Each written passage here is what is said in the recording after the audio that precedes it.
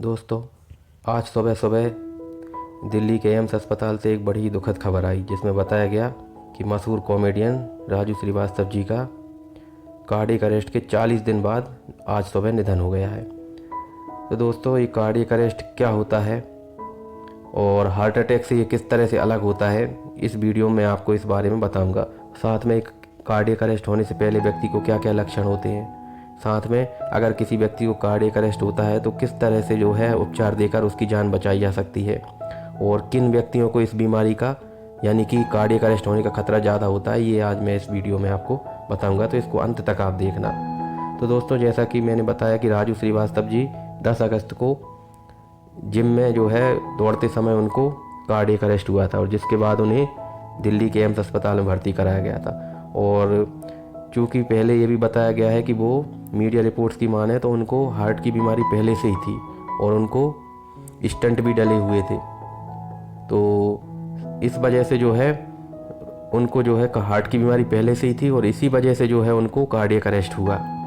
तो क्या ये नॉर्मल जो स्वस्थ व्यक्ति हैं उनको भी ये कार्डियक अरेस्ट हो सकता है, या फिर सिर्फ हार्ट के मरीज हैं जिनको पहले हार्ट अटैक आया हो, या उन्हीं को केवल ये होगा? तो इस बारे में मैं आपको बताऊंगा इस वीडियो में। तो हुआ क्या कि जो राजू श्रीवास्तव जी थे, जब उनको दिल्ली के एम्स अस्पताल में भर्ती कराया गया तो इस दौरान उनको बीच में जो है कार्डियक अरेस्ट की वजह से उनकी हृदय की धड़कन एकदम से गायब हो गई थी, यानी जीरो हो गई थी, और इस वजह से उनका ब्लड प्रेशर भी एकदम से गिर गया था। और इस वजह से थोड़े समय के लिए जो दिमाग की ऑक्सीजन सप्लाई थी उनकी, वो जो है रुक गई थी, और इस वजह से बताया जा रहा था कि उनका ब्रेन जो है वो काम नहीं कर रहा था, उसमें सूजन आ गई थी बहुत ज़्यादा। तो इस ब्रेन की सूजन को कम करने के लिए डॉक्टरों ने काफ़ी प्रयास किया, और चूँकि जब व्यक्ति ब्रेन डेड हो जाता है तो ऐसी स्थिति में, हालांकि राजू श्रीवास्तव जी पूरी तरह से ब्रेन डेड नहीं हुए थे, उनके दिमाग में सूजन थी जिसको ठीक करने के लिए लगातार डॉक्टरों ने प्रयास किया, लेकिन अंततः जो है वो सफलता नहीं मिल पाई। तो क्या कार्डियक अरेस्ट के बाद कितने समय के अंदर अंदर अगर जो है व्यक्ति को उपचार मिल जाए तो उसकी जान बचाई जा सकती है? जैसे कि राजू श्रीवास्तव जी को CPR दिया गया था, यानी कि कार्डियो पल्मोनरी रिससिटेशन, जिसके द्वारा उनको वापस से रिवाइव किया गया था। फिर से उनको मतलब उनकी धड़कन जो है जो पूरी तरह से जा चुकी थी उसको वापस लाया गया था। और तो ये CPR क्या प्रोसेस होता है वो भी आज इस वीडियो में आपको बताऊंगा। तो जैसा कि बताया कि बीच में खबर आई थी कि राजू श्रीवास्तव जी को होश आ गया है, पर बाद में इस खबर में कोई सच्चाई नहीं निकली। हालांकि ये था कि उनके हल्का जो है उनकी आंखों में हल्की सी मूवमेंट हो रही थी, पर ये भी किस तरह की थी ये तो जो है डॉक्टरों ने तो इस बारे में कुछ भी नहीं बताया था। केवल जो उनके घर वाले थे वो ही कहीं ना कहीं से ये बातें बाहर आ रही थी। तो बीच में ये भी बताया था कि उनके सारे अंग बराबर काम कर रहे हैं, उनको लिक्विड डाइट दी जा रही है, जो नाक में जो नली राइल्स ट्यूब के द्वारा उनको लिक्विड डाइट भी दी जा रही है, और उनके सारे अंग बराबर काम कर रहे हैं, किडनी लीवर सब कुछ बढ़िया काम कर रहा है, और उनकी हालत जो है स्टेबल बताई जा रही थी। लेकिन आज सुबह जो है उनका अचानक से निधन हो गया। तो दोस्तों, जो राजू जी के साथ जो हुआ वो हम में से किसी भी व्यक्ति के साथ हो सकता है, तो इसलिए हमें जो है इस बीमारी के बारे में पूरी तरह से समझना होगा, और इसका शुरुआती ट्रीटमेंट किस तरह से दे सकते हैं जिससे कि व्यक्ति की जान बचाई जा सकती है, ये मैं आपको बताऊंगा। सबसे पहली बात तो कार्डियक अरेस्ट होता क्या है। कार्डियक अरेस्ट में जो है व्यक्ति का जो हार्ट है वो अचानक से पंप करना बंद कर देता है, यानी उसकी धड़कन जो है बिल्कुल शून्य हो जाती है, और इस वजह से उसका ब्लड प्रेशर भी बिल्कुल गिर जाता है, कम हो जाता है, ज़ीरो आने लगता है।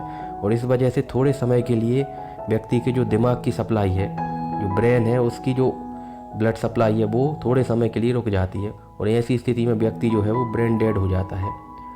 और हमें पता है कि अगर 3 से लेकर 10 मिनट तक अगर ब्रेन को ऑक्सीजन ना मिले, ग्लूकोज ना मिले, और यानी कि ब्लड सप्लाई ना हो 3 से लेकर 10 मिनट तक, तो व्यक्ति जो है वो ब्रेन डेड हो जाता है।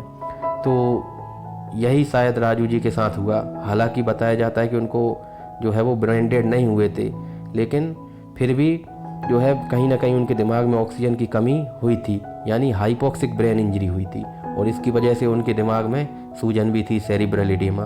तो अचानक से ये सब क्या हो जाता है कि ये जो है हार्ट अचानक से पंप करना बंद कर देता है। दरअसल ऐसा जो है हार्ट की इलेक्ट्रिकल एक्टिविटी गड़बड़ होने की वजह से होता है।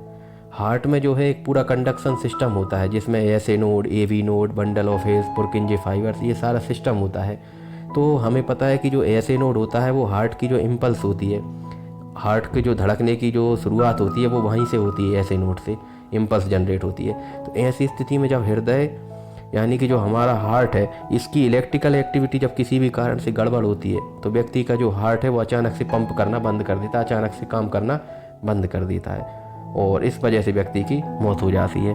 तो इसके लिए हम क्या कर सकते हैं? तो इसके लिए एक टेक्निक है जिसको बोलते हैं cardiopulmonary resuscitation, CPR, cardiopulmonary resuscitation. और इस विधि के द्वारा इसमें क्या होता है कि एक व्यक्ति जो है स्टर्नम जिसको बोले मीडियस्टाइनम वाला हिस्सा, वहाँ पे जो है छाती को इतने ज़ोर से दबाता है इतने प्रेशर के साथ कि व्यक्ति के को जो है हार्ट तक जब वो प्रेशर जाता है तो उससे व्यक्ति का हार्ट कई बार काम करना शुरू कर देता है। तो अगर व्यक्ति को तत्काल CPR मिल जाए, कार्डियोपल्मोनरी रिससिटेशन, यह एक ऐसी टेक्निक है जिसको कि हर व्यक्ति को सीखना चाहिए। CPR किस तरह से दिया जाता है, अगर किसी व्यक्ति को कार्डियक अरेस्ट होता है तो किस तरह से उसको CPR देना है। तो अगर व्यक्ति को समय रहते CPR मिल जाता है तो हो सकता है उसकी जान बच जाए। ऐसा माना गया है कि जो 100 में से 12 मरीज होते हैं उनकी जान बच जाती है, बाकी जो है उनकी जान नहीं बच पाती है। तो ऐसा तभी संभव है कि जब व्यक्ति को कार्डियक अरेस्ट आए उसके तत्काल बाद उसको CPR दे दिया जाए। और कई बार अगर कोई कार्डियक सेंटर यानी कोई हॉस्पिटल पास में है तो वहाँ पर डिफिब्रिलेटर मशीन होती है जिसमें कि शॉक दिया जाता है व्यक्ति को, 50 जूल, 100 जूल, 200 जूल, इसमें बड़ा के अलग अलग तरीके से जो है वो शॉक दिया जाता है। तो इस वजह से भी व्यक्ति की जो है धड़कन वापस आ जाती है।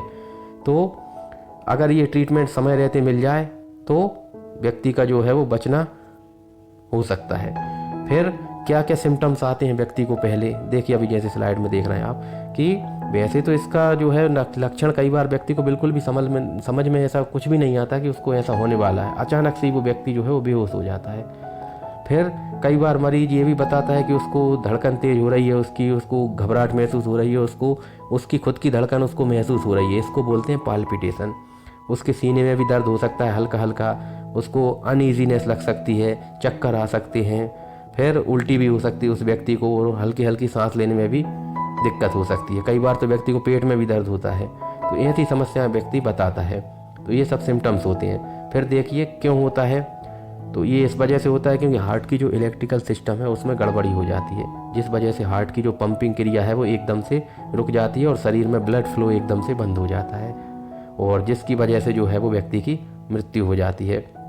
जबकि हार्ट अटैक एक अलग चीज़ है, उसमें व्यक्ति का जो हार्ट होता है उसके एक हिस्से में खून की सप्लाई बंद हो जाती है। ऐसा इसलिए क्योंकि उस हिस्से को सप्लाई करने वाली जो ब्लड वेसल होती है, छोटी सी रक्त की नली, उसमें थक्का अटक जाता है और इस वजह से उस हिस्से की सप्लाई नहीं होती, जिस वजह से हार्ट का वो हिस्सा जो है वो कमज़ोर हो जाता है। और ऐसे में व्यक्ति को बहुत तेज़ सीने में दर्द भी होता है, उल्टी होती है, घबराहट होती है, पसीना आता है, जबड़े में दर्द होता है, लेफ़्ट शोल्डर में दर्द होता है।